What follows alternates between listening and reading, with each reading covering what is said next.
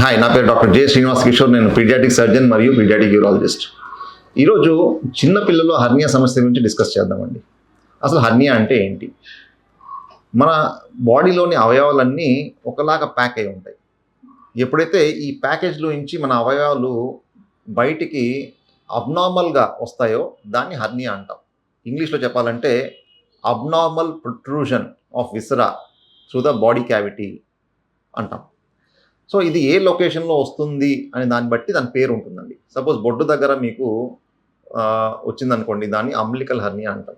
గజ్జల్లో వచ్చిందనుకోండి, దాన్ని inguinal hernia అంటాం. లంబార్ ఏరియా అంటే మా సైడ్ భాగంలో వచ్చిందని లంబార్ హర్నియా అంటాం. సో ఇలా రకరకాల హర్నియాలు ఉంటాయి. మా చిన్నపిల్లలు హర్నియా వస్తుందా అని చెప్పి చాలామంది విడ్డూరంగా అడుగుతుంటారు. చిన్నపిల్లాడు కదండి, అప్పుడే ఏంటి హర్నియా ఏంటి అని. చిన్నపిల్లలు హర్నియా వస్తుందండి. అంటే పేరెంట్స్గా మీరు చూసుండకపోవచ్చు, కానీ డాక్టర్గా మేము రెగ్యులర్గా చూస్తుంటాము. ఆల్మోస్ట్ ఎవ్రీ మంత్ అట్లీస్ట్ ఒక 15-20 కేసెస్ హర్నియా ఆపరేట్ కూడా చేస్తుంటాం. సో హర్నియా చిన్నపిల్లలు రెగ్యులర్గానే వస్తుంది. అవునా, మరి ఏ పిల్లల్లో వస్తుంది అని అడుగుతుంటారు. సో హర్నియా బేసికల్గా ఏ వయసులోనే రావచ్చండి. కాకపోతే ఒక రిస్క్ గ్రూప్ అని చెప్పాలంటే ఈ నెలలు నిండకుండా పుట్టిన పిల్లలు ఏదైతే ఉంటారో ప్రీ టర్మ్ బేబీస్ అంటాం. వీళ్ళలో డెవలప్మెంట్ అనేది పూర్తిగా కంప్లీట్ అవ్వదు కాబట్టి వీళ్ళలో హర్నియా ఎక్కువ ఉంటుంది. అంటే ఒక 100 మంది ప్రీటర్మ్ బేబీస్ తీసుకుంటే ఒక 50 మందికి హర్నియా ఉంటుంది. అందుకే వీళ్ళు కేర్ఫుల్గా మనం హర్నియా ఉందా లేదా అని చెక్ చేసి మరి ఇంటికి పంపించాలి. లేదా వీళ్ళు మళ్ళీ మనం వ్యాక్సినేషన్కో వేరే ఇతర టెస్టుల కోసం వచ్చినప్పుడు కూడా హర్నియా ఒకసారి ఉందా లేదా అని చెక్ చేసుకోవడం చాలా ఇంపార్టెంట్. అలా ఏ వయసులో అయినా హర్నియా రావచ్చు. సో హర్నియా లక్షణాలు ఏంటి, దాన్ని ఎలా గుర్తించడం? సో నేను చెప్పినట్టు హర్నియా అంటే అబ్నార్మల్గా కనపడే ఒక వాపు లేదా స్వెల్లింగ్. సో ఇటువంటి వాపులు కానీ స్వెల్లింగ్ కానీ ఏదన్నా బాడీలో ఉందా అని మనము అప్పుడప్పుడు గమనిస్తూ ఉండాలి. అంటే చిన్నపిల్లాడి స్నానం చేయించేటప్పుడు, ఆడిపించేటప్పుడు, పిల్లాడు ఏడ్చినప్పుడు ఏదన్నా మీకు అబ్నార్మల్గా ఒక స్వెల్లింగ్ కానీ వాపు కానీ కనబడితే అది మీ నియరెస్ట్ పీడియాటిక్ సర్జన్ డాక్టర్ గారికి చూపిస్తే అది హర్నియానో కాదో చెప్తారు. కొన్నిసార్లు కొంతమంది స్కాన్ అవి చేసి కూడా చూస్తుంటారు హర్నియా ఉందా లేదా అని చెప్పి. సో ఇలాంటి వాపు కనబడినప్పుడు కన్సల్ట్ అవ్వాలి. కొన్నిసార్లు ఏమవుతుందంటే మనము ఈ వాపుని గమనించాం. సో హర్నియాని మనం మిస్ చేస్తాం. అప్పుడు ఏమవుతుంది, హర్నియాకి సంబంధించిన కాంప్లికేషన్స్ ఏమన్నా ఉంటే అప్పుడు గుర్తిస్తాం ఇక్కడ హర్నియా ఉందని. సో కాంప్లికేషన్స్ ఏముండొచ్చు, ఎక్సెసివ్ క్రై అంటే బేబీ కంటిన్యూస్గా ఏడుస్తూనే ఉంటుంది. మామూలుగా ఆకలికి ఏడుస్తారు, లేదా ఏదైనా ఇరిటేషన్ ఉంటే ఏడుస్తారు. అప్పుడు ఏం చేస్తాము, ఎత్తుకొని కొద్దిగా తిప్పి పాలిస్తే యూజువల్గా సెటిల్ అవుతారు. కానీ హర్నియాలో వచ్చే కాంప్లికేషన్ ఏదైతే ఉందో, ఎప్పుడైతే హర్నియాలో పేగు కానీ మన కడుపులో ఉన్న మొమెంటం అంటాం, అంటే ఫ్యాట్ కానీ వచ్చి ఇరుక్కున్నప్పుడు అది కలగజేసే పెయిన్ ఎంత సివియర్గా ఉంటుందంటే పిల్లాడు ఏం చేసినా ఏడుపును ఆపడు. ఇంగ్లీష్లో చెప్పాలంటే అన్కన్సోలబుల్ క్రై అంటాం. అంటే కంటిన్యూస్గా ఏడుస్తూనే ఉంటాడు, ఎక్సెసివ్ క్రై. సో ఎక్సెసివ్ క్రైకి one of the reason hernia ఉండొచ్చు. రెండవది, పేగు వచ్చి ఇరుక్కుంది అనుకోండి హర్నియాలో, రిపీటెడ్గా వాంతులు అవుతుంటాయి. ఫస్ట్లో మనకు పాల్లాగా వాంతులు అయినా దాని తర్వాత పసరు వాంతులు అవుతాయి. అంటే గ్రీన్ కలర్లో అవుతాయి. కడుపు ఉబ్బరం వస్తుంది. లేదా మనము ఈ స్వెల్లింగ్ ఏదైతే గమనిస్తున్నామో వాపు, అది హార్డ్గా అయిపోతుంది. సో ఈ లక్షణాలన్నీ కాంప్లికేషన్ లక్షణాలు. కొన్నిసార్లు ఈ లక్షణాలతో కూడా పిల్లలు వస్తుంటారు. అప్పుడు మనం ఫస్ట్ టైం చూసి ఈ అబ్బాయికి హర్నియా ఉంది, ఈ అమ్మాయికి హర్నియా ఉంది అనే విషయం అప్పుడు గ్రహిస్తాం అనమాట. సో ఇవి హర్నియా యొక్క లక్షణాలు. మరి హర్నియా వచ్చినప్పుడు ఏం చేయాలి? సో హర్నియా మీరు గుర్తించిన వెంటనే ఫస్ట్ మీ పీడియాటిక్ సర్జన్ని కన్సల్ట్ అవ్వండి. మరి హర్నియాకి ట్రీట్మెంట్ ఎలా ఉంటుంది? సో హర్నియాకి ఖచ్చితంగా మనం సర్జరీ ద్వారానే ట్రీట్మెంట్ చేసుకోవాలి. సర్జరీలో మనకు ఓపెన్ వెరైటీ, లాప్రోస్కోపిక్ వెరైటీ అని 2 ఉంటాయి. ఏది బెస్ట్, ఓపెన్ బెస్టా, లాప్రోస్కోపిక్ బెస్టా, దీని అడ్వాంటేజ్ ఏంటి, దాని అడ్వాంటేజ్ ఏంటి, ఇవన్నీ మీరు మీ పీడియాటిక్ సర్జన్తో ఓపెన్గా డిస్కస్ చేసి ప్లాన్ చేసుకోవచ్చు. ఇక్కడ మోస్ట్ ఇంపార్టెంట్ మీరు గుర్తుపెట్టుకోవాల్సింది, హర్నియాకి ఎటువంటి మెడికల్ ట్రీట్మెంట్ లేదు. మెడికల్ ట్రీట్మెంట్ అంటే మందుల ద్వారా కానీ, పసరు ద్వారా కానీ, ఆకు వైద్యం ద్వారా కానీ హర్నియాకి ట్రీట్మెంట్ జరగదు. అలా మీకు ఎవరన్నా చెప్తే మీరు మోసపోతారు. సో దయచేసి మెడికల్ ట్రీట్మెంట్ని మీరు నమ్మద్దు. హర్నియాకి కేవలం సర్జికల్ ట్రీట్మెంట్ మాత్రమే. అయితే సర్జికల్ ట్రీట్మెంట్ అంటూనే మరి పిల్లాడు తట్టుకోగలడా, తట్టుకోలేడా అనే ప్రశ్నలు కూడా వస్తుంటాయి. అవునండి, డెఫినెట్గా చిన్నపిల్లల్లో సర్జరీ కొద్దిగా రిస్క్గానే ఉంటుంది. కాకపోతే ఇప్పుడున్న టెక్నాలజీతో డెఫినెట్గా it is very safe. So చిన్నపిల్లలు ఈజీగా తట్టుకోగలరు. ఇందులో ఒక ట్విస్ట్ ఏంటంటే ఈ లెస్ దాన్ 1 ఇయర్ పిల్లలు ఎవరైతే ఉన్నారో వీళ్ళలో హర్నియా వచ్చిందనుకోండి, వీళ్ళకే కాంప్లికేషన్స్ ఎక్కువ, వీళ్ళకే ఇబ్బందులు ఎక్కువ మనం ఆపరేట్ చేయకపోతే. సేమ్ టైం పేరెంట్స్‌కి కూడా ఈ లెస్ దాన్ 1 ఇయర్ పిల్లలు ఏదైతే ఉన్నారో వాళ్ళకి ఆపరేషన్ అంటేనే వీళ్ళకి కూడా భయం ఎక్కువ. సో, వాళ్ళు మాక్సిమం భయపడతారు ఆపరేషన్ చేయించడానికి. ఒకవైపు చూస్తే వీళ్ళకే కాంప్లికేషన్స్ ఎక్కువ. సో, వీళ్ళకి మనం ఖచ్చితంగా సర్జరీ చేయాలి. పేరెంట్స్ ఏమో సర్జరీ వద్దని, మనమేమో సర్జరీ చేయాలని. సో, సింపుల్‌గా చెప్పాలంటే ఇప్పుడున్న టెక్నాలజీ అడ్వాన్సెస్ ఇప్పుడైతే ఏదైతే మనకు చిన్నపిల్లల మత్తు గానీ, ఆపరేషన్ టెక్నిక్స్ కానీ, ఆపరేషన్ అయిన తర్వాత కేర్ గానీ అన్నీ చాలా బాగున్నాయి. సో, చిన్నపిల్లల్లో ఆపరేషన్ చేయించడానికి మీరు పెద్ద టెన్షన్ పడాల్సిన అవసరం లేదు. హర్నియా యాజ్ ఏ ఆపరేషన్ చాలా సింపుల్ ఆపరేషన్. అసలు భయపడాల్సిన అవసరమే లేదు. సో, యూజువల్‌గా హర్నియా ఆపరేషన్ ఏంటి? డే కేర్ అంటాం. డే కేర్ అంటే మార్నింగ్ అడ్మిట్ చేసి, ఆపరేట్ చేసి, ఈవినింగ్ కల్లా డిశ్చార్జ్ అయ్యేలాగా ప్లాన్ చేస్తాం.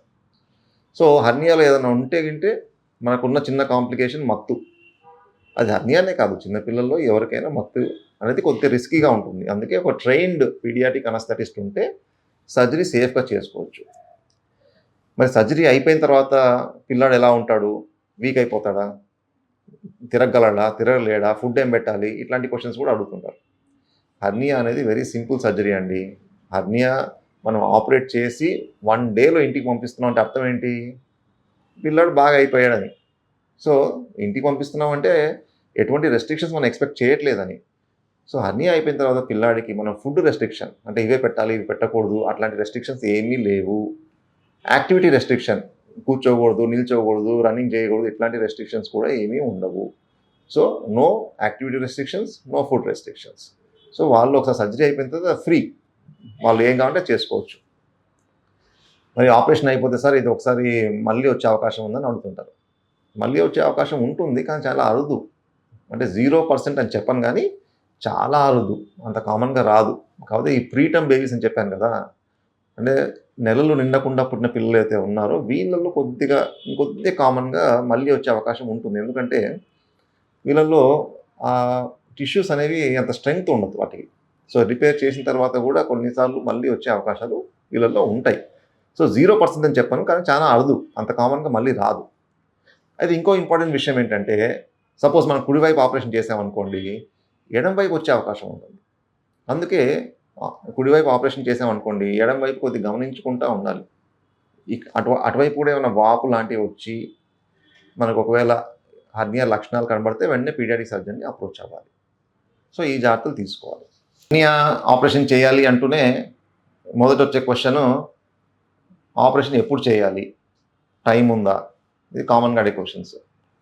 లేదా చిన్న పిల్లాడు కదా సార్, మా బాబు కొద్దిగా పెద్దగా అయిన తర్వాత చేయొచ్చా? అనేది అడుగుతుంటారు. సో, పెద్దగా అయిన తర్వాత చేయొచ్చా అని చెప్పి అడుగుతుంటారు. హర్నియా అనేది చెప్పాలంటే ఒకలాంటి సెమీ ఎమర్జెన్సీ. సెమీ ఎమర్జెన్సీ ఎందుకు అంటున్నానంటే అది ఎమర్జెన్సీగా ఎప్పుడు మారుతుందో ఎవరు గెస్ చేయలేరు. డాక్టర్‌గా నేను గెస్ చేయలేను, పేరెంట్స్‌గా మీరు గెస్ చేయలేరు. సో, కాంప్లికేషన్ అనేది ఎప్పుడైనా రావచ్చు. సపోజ్ మీరు ట్రావెలింగ్‌లో ఉన్నారు, లేదా ఏదో ఫంక్షన్ మీద ఊరెళ్లారు, లేదా మిడిల్ ఆఫ్ ది నైట్ ఏదైనా ప్రాబ్లమ్ అయింది. అప్పుడు మీరు హడావిడిగా అక్కడి నుంచి బయలుదేరి నియరెస్ట్ సెంటర్‌కి వెళ్ళాల్సొస్తుంది. సో, అందుకే కాంప్లికేషన్ ఎప్పుడు జరుగుతుందో మనకు తెలియదు కాబట్టి దీన్ని మనం సెమీ ఎమర్జెన్సీ అని చెప్తాం. సో, నా ఉద్దేశంలో హర్నియా ఎప్పుడు గుర్తిస్తే యాజ్ ఎర్లీ యాజ్ పాసిబుల్ అంటే ఎంత త్వరగా అయితే అంత త్వరగా ఆపరేషన్ చేయించుకోండి అనే చెప్తాను. అయితే ఇప్పుడు కొంతమంది అడుగుతుంటారు, సార్ చిన్న పిల్లాడు కదా మేము ఒక 2 ఇయర్స్ ఆగుతాం, 3 ఇయర్స్ ఆగుతాం, పెద్దగా ఇంత చేయించుకుంటాము, వెయిట్ చేస్తే ఏంటి అని అడుగుతుంటారు. సేమ్ థింగ్ అండి. సెమీ ఎమర్జెన్సీ కదా, మరి ఎమర్జెన్సీగా ఎప్పుడు మారుతుందో తెలియనప్పుడు ఆ టెన్షన్ ఎప్పుడూ ఉంటుంది మైండ్‌లో. ఆ రిస్క్ ఎప్పుడూ ఉంటుంది. సో, ఆ రిస్క్‌తోనే మీరు జీవించాలి. దానికన్నా మనకు సొల్యూషన్ ఉన్నప్పుడు సొల్యూషన్ చేసుకోవడం బెటర్ కదా! అయితే మొన్న ఇంట్రెస్టింగ్‌గా ఒక పేరెంట్ చెప్తున్నారు, సార్ మా వాడికి హర్నియా ఉందని 5 నెలలప్పుడు తెలుసు. సర్జరీ కూడా చెప్పారు. కానీ మేమే భయపడి చేయించలేదు. ఇప్పుడు మా వాడికి 3 సంవత్సరాలు. ఈ 3 సంవత్సరాలు మేము బానే ఉన్నాం. ఆ రోజు అనవసరంగా మాకు టెన్షన్ పెట్టారు డాక్టర్ గారు అని చెప్పారు. సో, యాక్చువల్‌గా డాక్టర్ గారు టెన్షన్ పెట్టడం కాదండి. డాక్టర్ గారు కరెక్టే చెప్పారు. సర్జరీ చేయించుకొని కరెక్ట్ చెప్పారు. మీరు వద్దనుకొని వెయిట్ చేశారు. ఇక్కడ జరిగిందేంటంటే, ఇక్కడ కేవలం మీ అదృష్టం. మీ అదృష్టం బావుండి ఈ 2 సంవత్సరాలు, 3 సంవత్సరాల పాటు తనకు ఎటువంటి ఇబ్బంది కలగలేదు. సో, మీ పిల్లాడి విషయంలో మీరు అదృష్టాన్ని పరీక్షించారు. అంతేగాని సైంటిఫిక్గా ఉన్న ఎవిడెన్స్ మీరు ఫాలో అవ్వలేదు. అంటే it could have gone anyway. ఏదైనా జరుగుండొచ్చు. మీ అదృష్టం బాగుండి జరగలేదు అంతవరకే. సో మీ పిల్లాడి ఆరోగ్య విషయంలో మీరు అదృష్టాన్ని పరీక్షించుకుంటారా? లేదా డాక్టర్ గారు చెప్పిన సలహా పాటించి ట్రీట్మెంట్ తీసుకుంటారా అనేది మీ మీద ఆధారపడి ఉంటది. నాతో ఓపీడీ చేంబర్‌లో కూర్చొని హెర్నియా గురించి డిస్కస్ చేసి, మేము ఇప్పుడు కాదు తర్వాత చేయించుకుంటామని చెప్పి బయలుదేరి ఎళ్ళిన వాళ్ళు అర్ధగంటలో కాంప్లికేషన్‌తో తిరిగొచ్చి అడ్మిట్ అయ్యి ఆపరేషన్ చేయించుకొని ఉన్నారు. నా దగ్గర ఓపీడీలో కూర్చొని హెర్నియా గురించి తెలుసుకొని, మేము ఇప్పుడు కాదు తర్వాత చేయించుకుంటామని వెళ్ళి, మళ్ళీ 2, 3 సంవత్సరాలకొచ్చి ఆపరేషన్ చేయించుకున్న వాళ్ళు కూడా ఉన్నారు. కానీ నేను చెప్పినట్టు మీరు వెయిట్ చేస్తే ఏం అవ్వలేదు అనే దానికి సింపుల్ లాజిక్ ఏందంటే మీ అదృష్టం బావుందంతే. అంతకన్నా ఏమీ లేదు. మీ అదృష్టం బాలేకుంటే వాడికి కాంప్లికేషన్ వచ్చేది ఇంకా పెద్ద ఇబ్బంది. అంటే తెలుగులో ఒక సామెత ఉంటది. గో గోటితో పోయేదానికి గొడ్డలిదాకా తెచ్చుకోవడం అని. సో దానికి బెస్ట్ ఎగ్జాంపుల్ ఇది. హెర్నియా అని గుర్తించినప్పుడు సింపుల్‌గా ఆపరేషన్ చేసుకుంటే వితిన్ నో టైమ్ అంటే 1 డేలో ఇంటికి పంపించేయొచ్చు. కాంప్లికేషన్ అయిన తర్వాత చేసామనుకోండి, మీకు అడ్మిషన్ టైం పెరుగుతుంది. మీరు 4, 5 డేస్ ఉండాల్సొస్తది. కాంప్లికేషన్ రేట్స్ పెరుగుతాయి. ఇంకా వేరే ఇతరత్ర కొత్త కాంప్లికేషన్ కూడా వస్తాయి. సో మీరు అక్కడి దాకా వెళ్ళదలుచుకున్నారా? లేదా టైమ్లీ ట్రీట్మెంట్ తీసుకొని మీ పిల్లాడిని కాపాడదలుచుకున్నారా మీరు ఆలోచించుకోవాలి. ఇంకోటి ఆపరేషన్ సమయంలో మెష్ వాడతారా అని చెప్పి అడుగుతుంటారు. అంటే మనకు కామన్‌గా అందరికీ తెలిసింది పెద్దవాళ్ళలో హెర్నియా తెలుసు. హెర్నియా పెద్దవాళ్ళు వచ్చినప్పుడు మెష్ అనేది వాడతారని తెలుసు. కానీ చిన్న పిల్లల్లో హెర్నియా సమస్య రావడానికి కారణం వేరే. పుట్టుకతో జరిగిన కొన్ని ఇబ్బందుల వల్ల మనకు చిన్న పిల్లల్లో హెర్నియా వస్తుంది. అక్కడ మజిల్ వీక్‌నెస్ అనేది పెద్ద ఇష్యూ కాదు. పెద్దవాళ్ళలో మజిల్ వీక్‌నెస్ అనేది ఇష్యూ. సో మజిల్ వీక్‌గా ఉంటది కూడా అక్కడ మెష్ వాడాల్సొస్తుంది. చిన్న పిల్లల్లో మజిల్ వీక్‌నెస్ ఏమి ఉండదు కాబట్టి ఇక్కడ మెష్ మనకు అవసరం లేదు. సో మెష్ లేకుండా చేస్తాం. చాలామంది ఈ కంప్లెయింట్స్ కూడా ఉంటాయి. సార్ మెష్ పెడితే ఏమైనా అయిద్దేమో, మెష్ పెడితే ఏమైద్దేమో అని. అసలు చిన్న పిల్లల్లో మెష్ వాడాల్సిన అవసరం లేదు.